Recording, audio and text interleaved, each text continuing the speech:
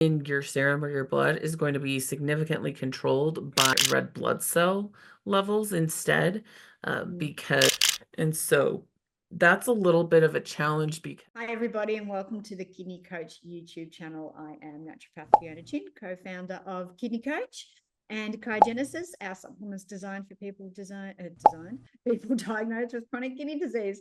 And I'm joined again today by the lovely Lindsey Zirker. Lindsey is one of the head renal nutritionists at Kidney Nutritional Institute. She is a gem when it comes to all things autoimmune related and kidney disease. So any of those sort of things, she's your master there.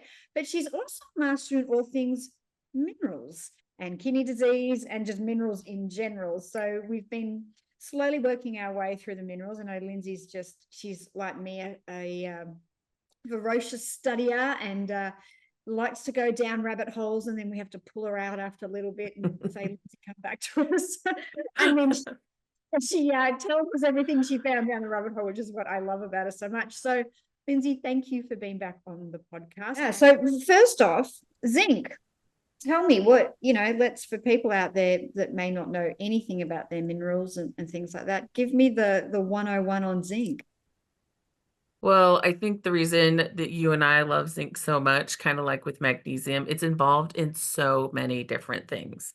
It's really a busybody. Um, so a lot of times people may think of it as like kind of the more primary roles we hear about is its role with supporting a healthy immune system, and then its role in helping with wound healing. But zinc does a lot more than that. It's really important for cell growth and division. It plays a role with our taste and smell, which I think a lot of people have also recognized with recent things Mm-hmm. going on. Yeah. Um, it's really important for producing proteins and DNA synthesis. It helps with our metabolism in general functioning, and helps reduce oxidative stress.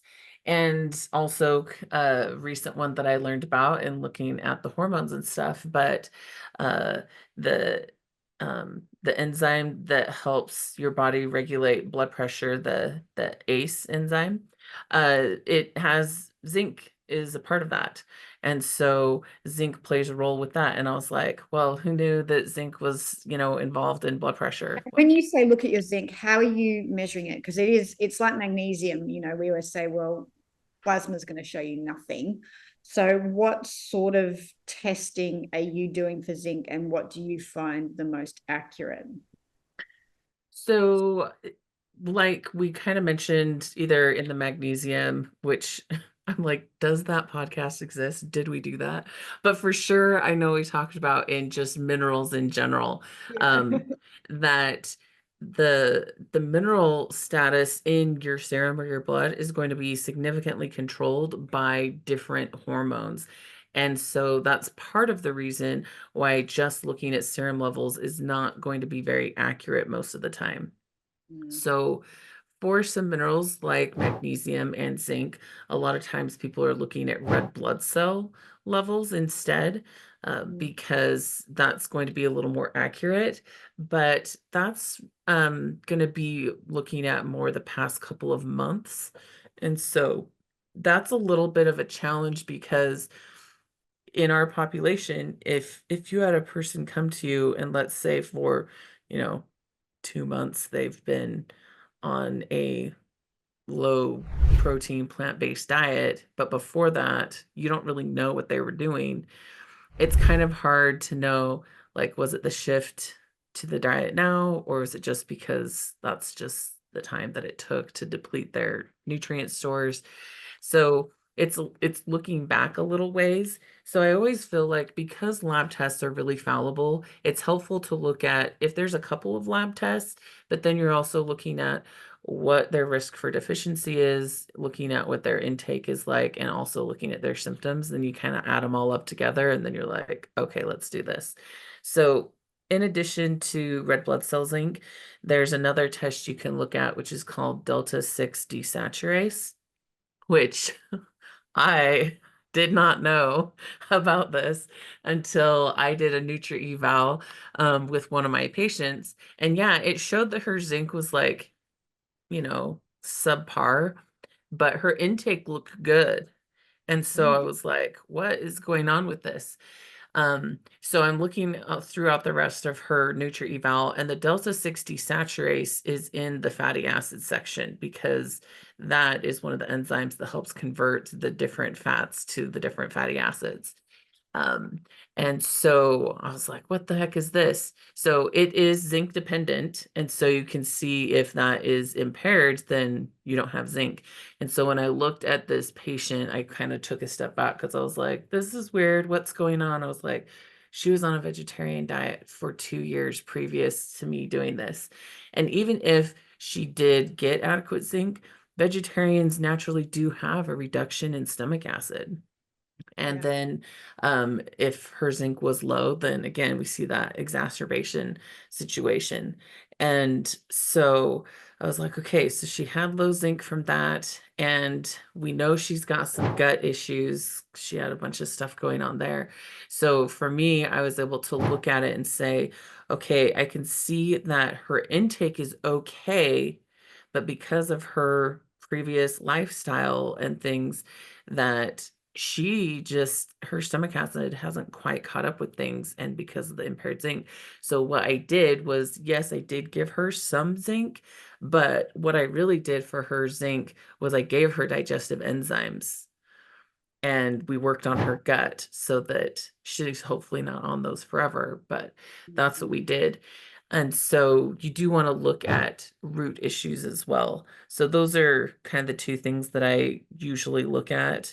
Um, and then zinc copper ratio can also be helpful because everyone gets freaked out like you can't supplement zinc because then you're going to get depleted of copper because they compete to be absorbed. But uh copper is pretty common in the diet, and if you like potatoes, it's like a super awesome source of copper. So you're probably fine. But you can do a blood test that can give you the zinc copper ratio so you can make sure that things are savvy there. And then if you do any food tracking, a lot of the food tracking tools will put the zinc copper ratio in there for you. So again, it helps you make sure you stay in the lane there. And the the zinc copper ratio is anywhere from 8 to 15. So you can kind of know that you're in an okay space with the supplement. So Yeah, and it's interesting, I do the NutriStats in Australia, but they're very similar to the NutriVal, and I would say 9 out of 10 times people have excess copper to zinc ratios every time. yeah, from too much copper, not too much Yeah, zinc. Yeah, correct. yeah. Yes, yeah. Hmm. So, and the other test we use as naturopaths, I don't know if you use it over there in the States, it might be a very Australian, New Zealand thing, is we have a zinc tally test. So you give people a drink. Yeah, you get them to drink pure zinc. I think it's in a sulfate form. And if they cannot taste it within 10 seconds, they're zinc deficient. So it's just looking at the taste. Mm. Thank you, Lindsay. That was educational as always. That's why I love catching up because I always learn lots of new things. So thank you. If anyone's out there listening, thinking, oh my goodness, this woman is the mineral expert, I definitely need to chat to her. I will put the details in below, but kidneynutritionalinstitute.org, right? There you'll be able to find Jessiana and the team and all the amazing practitioners they have there. Lindsay being one of the head ones there, doing amazing work with people with chronic kidney disease and obviously looking at minerals and very much treating you as a person and not a disease and doing all the integrative testing. If you want to know more about what we do, you can head to www.kidneycoach.com and you will find us on Instagram and Facebook under the same handles with Kidney Coach. Make sure you hit subscribe and like. That way you'll get notified anytime we put up new info. And if there are any questions you have for Lindsay or any other minerals you'd like her to talk about, and don't worry, we're going to plop our way through all these minerals here, please put some comments below and I will make sure to pass that on to the lovely Lindsay herself. Lindsay, thank you as always. Thank you for listening and we look forward to chatting to you next time.